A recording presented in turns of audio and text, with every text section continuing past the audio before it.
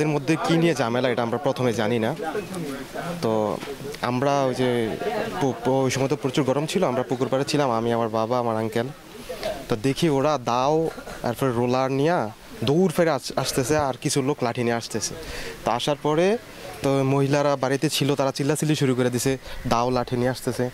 তো এই সময় আসার পরে এখানে এই জায়গাটাতেই তারা এই জিয়াদের এই জায়গাতে দাও ধরছিল, আর রোলার দিয়া জিয়াদের ফিডাইতেছে একজনে, আরেকজনে এই জায়গায় দাও ধরছে। তো দাওটা এই সময় আমার আঙ্কেল থাপাতে ধরছে, হাতে দইরা অনেক জোরাজোরি করে দাওটা সেভ করছে।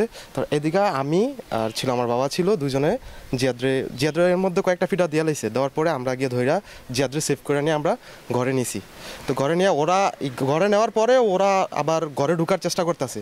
তো আমরা আবার ধাক্কা ঘর থেকে ওদেরকে একটু বাইরে পাঠাই দিছি। পাঠানোর পরে ওই যে দাওটা আনছিল ওরা, তো ওর মা মানে ইনুসের মা দাওটা নিয়ে চলে যেতেছে।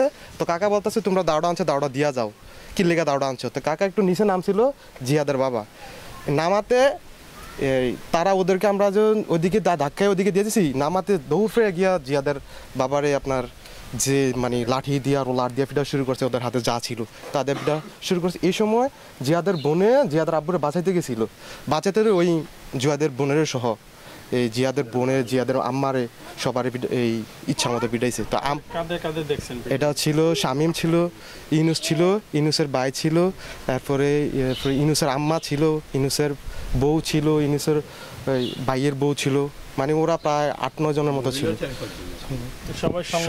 সংঘবদ্ধ হয়ে ওনারে ওনার জিয়াদের বোনেরে জিয়াদের আম্মারে সবারই পিটাইছে রোলার দিয়ে।